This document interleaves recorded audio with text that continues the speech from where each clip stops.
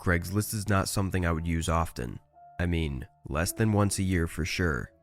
But sometimes it's just the easiest way to sell something that would otherwise be impossible to sell quickly. However, after this happened to me about 3 years ago, I never used Craigslist again.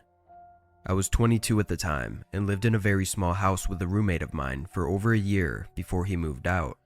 The lease ended in a few months anyways, and without a roommate to split the rent with, I could no longer afford the property. Thus, I had to move out as well.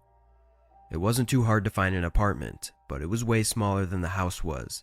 This meant that I pretty much needed to get rid of all of my furniture. The couch was basically unused, and my roommate and I bought it just over a year ago when he moved in, so it would be a total waste to just put it on the side of the road for someone to pick up. The thing was expensive, and I could really use any extra money to help with the move, so of course I resorted to Craigslist. This was my first time ever selling anything on the site, as I was always the one to buy stuff instead.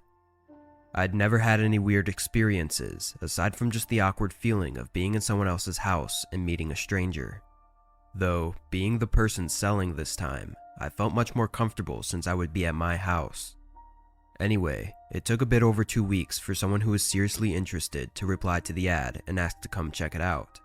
He ended up calling me to ask a few questions about it. Honestly, it made me feel better, since I assumed he was probably just trying to be safe and make sure I wasn't some creep.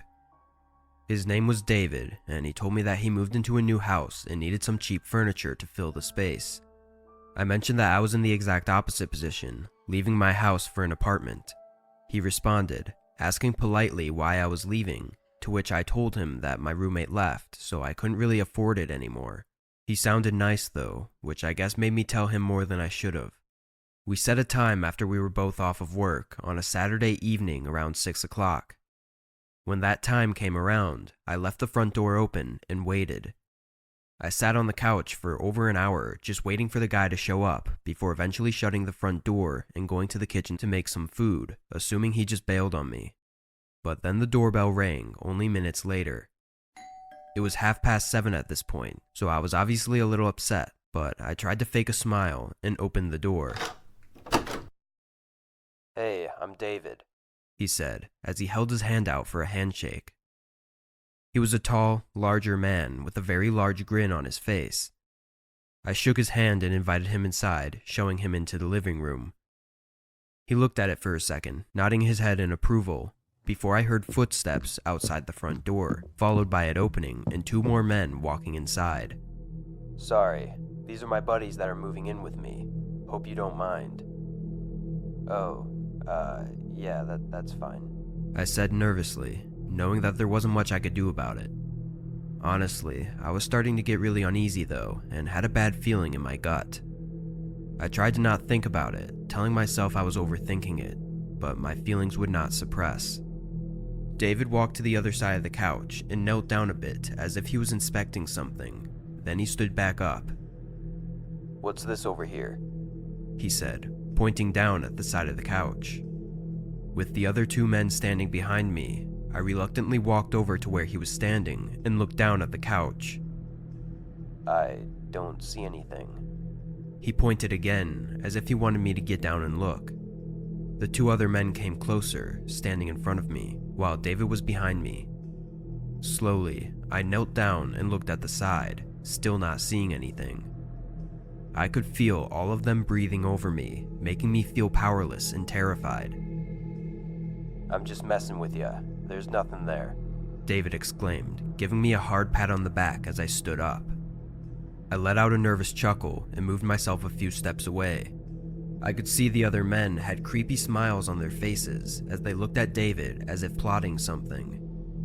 I tried my best to remain calm and think of a way out of this situation, but they were in my house. I couldn't just leave, and I was too scared to ask them to leave. "So, do you like it?" I asked, trying to speed up this process.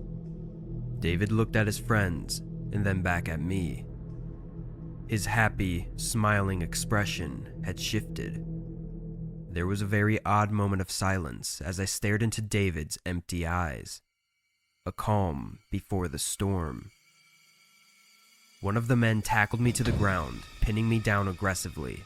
My instant reaction to resist was overpowered by his strength, and I gave up quickly, just hoping to not be any further harmed. David and the other man ran through the house, looting it of everything valuable, creating chaos and mess in all of the rooms. The man on top of me continued to hold me tightly, pushing my head into the hard wooden floor with all of his weight. After a few minutes, David called out by the front door, and the man got off of me and ran out of the house. I heard their truck pull out and speed off, as I laid on the ground in shock, pain, and terror. After a couple minutes, I gathered myself up and slowly stumbled to the front door to close and lock it. I called the cops soon after. To no one's surprise, David wasn't his real name, nor was the email or phone number attached to any identifiable person. They collected some fingerprints around the house and took pictures of their shoe prints on the ground, but the case ran cold with no suspects at all. The only thing they were able to identify was that the shoe prints left at my house were the same as ones left at someone else's house a few weeks ago during a similar attack and robbery. That person was also alone in their home. It's suspected that they try to find those who live alone, so obviously I kind of fucked myself over by telling the man about my roommate who had left. Either way, that experience has caused me a lot of stress and anger.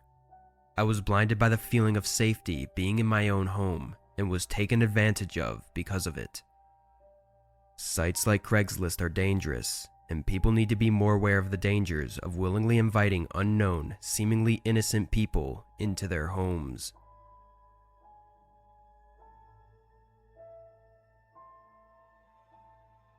I tried buying a truck off of Craigslist some years ago, and before you say anything, it was a great price and I wasn't in the best financial situation. I'd never actually used Craigslist before, but I knew it was an average place for people to sell their stuff, which meant that it was usually cheap.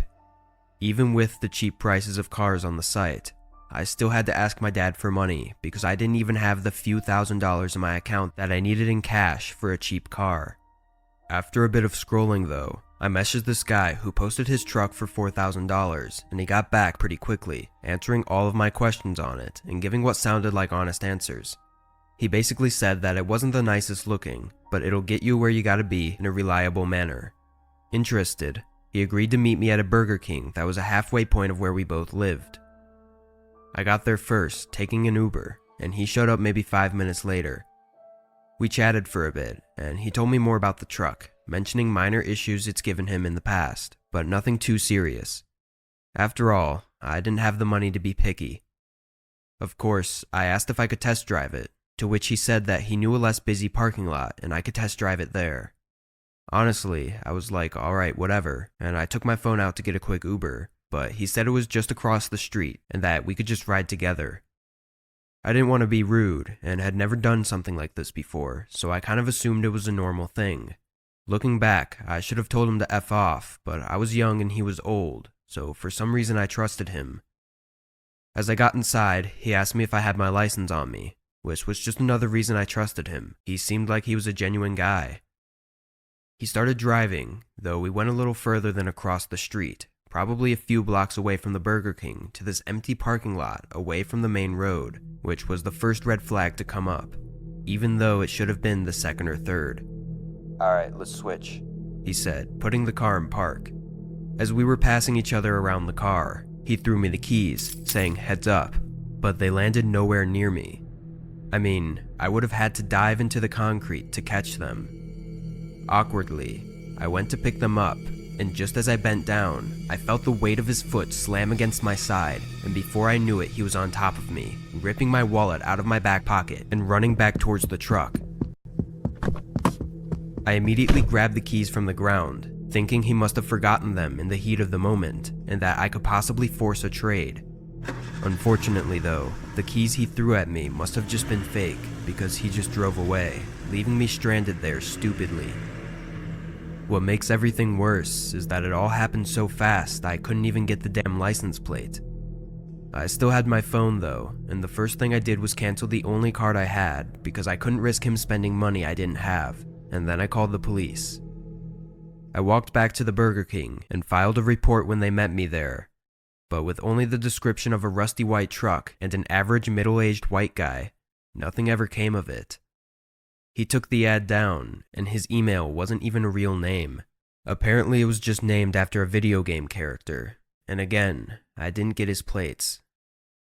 So all in all, I lost $4,000 of straight cash, had to wait for a new card in the mail, had to get a new license, and they didn't even catch the guy. Moral of the story is, don't use Craigslist, and don't be as stupid as I was.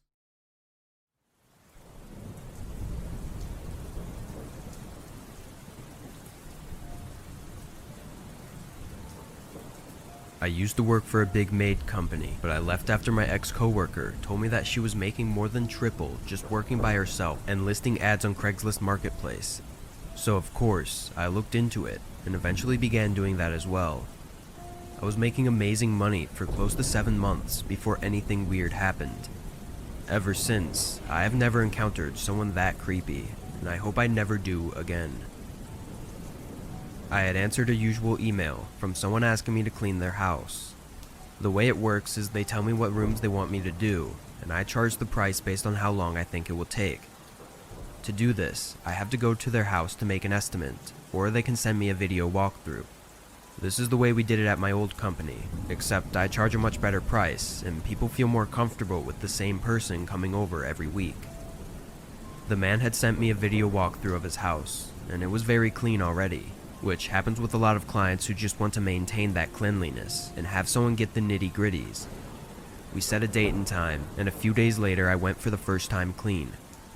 I was going to be there for about 3.5 hours, doing the top and bottom floor, no basement, and giving extra care to the kitchen and bathroom tiles. He greeted me at the door and led me upstairs so I can work my way down, and this is where everything went to shit. I began cleaning, expecting him to leave, but he kind of just stands there watching me, which I sometimes have happen with older women who are control freaks, but this guy wasn't looking at what I was cleaning, he was eyeing me. I ask him if he wants me to do anything else, and he just stands there for a second. You know, when I saw your ad on Craigslist, I knew I had to have you. At first, I didn't think of this in any kind of flirty way. I just saw this as some older white guy telling me, a Mexican woman, that I was meant to be good at cleaning. I didn't really care. I've heard it all the time. They usually just say things out of ignorance. But I wanted the money, so I kept my mouth shut and faked a response. Oh, well, thank you. I usually ask that people stay out of the room, though. It's just easier to clean that way. He said no problem, but clearly there was, because while he left that room, he went to the room just across the hallway and sat on the bed and watched me from there. At this point, I was getting creeped out, and the thought of him watching me for 3.5 hours was very unsettling. I had an idea, and after I dusted, I started to vacuum, going behind the door so I could move it, leaving it only cracked open slightly, so that for the rest of this room at least, he wouldn't be able to look at me. I just had to get through this day, get paid, and never come here again. I moved to the bathroom that was connected to the room. I was about 20 minutes in, and scrubbing grout when I felt that I was being looked at again. I turned around, and sure enough, he was there in the doorway. Sorry to bother you. I forgot to tell you to leave the vanity as is. It was my wife's. She died years ago in '09. It's been really rough going through all that, so I want to preserve it. I said okay, and after a moment of silence and awkward staring, he finally left. I wondered why he didn't just put in special instructions to not touch the master bathroom vanity if it were so important. But as I was cleaning around it, I noticed there was some makeup on the counter that I knew had only come out a few years ago. This was 2017, and he said his wife died in 2009, but the makeup lying on the counter had a few products that came out no earlier than 2015, and I knew this because I was excited when they came out. And for what it's worth, if this vanity had been preserved, it would have looked a lot worse. If I wasn't sketched out before, I definitely was now. Thankfully, for the rest of the time I was upstairs, he didn't look at me or talk to me.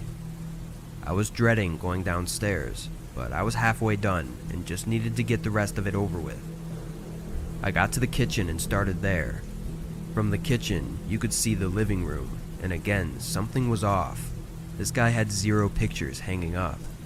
I've cleaned so many homes, hundreds at this point, and I've never seen a house with no pictures. Even people that lived alone had at least holiday cards of other people's families on their fridge. I don't know why it freaked me out so much, but it did. And right when I decided I was just gonna do the rest really fast and cut some of the cost for him, he appeared in the archway and asked if I could do him a favor. I hesitantly asked what, to which he said he knows it specifically says no basement, but he forgot he's having guests over next week, and that was where the pool table and everything was, and he just wants it quickly vacuumed. I told him I was on a really tight schedule and wasn't sure if I could do it today, but maybe next time. He then said I could skip the dining room because it's never in use and just do the basement floors instead. I responded, explaining that I could come back tomorrow and do the whole basement instead of just the floors if he wanted, just trying to push it off a little bit. But this was when his whole demeanor changed. He started to get really weird and said that he just wants the floor done and he couldn't understand why I wouldn't just do it today. He went on to say that he and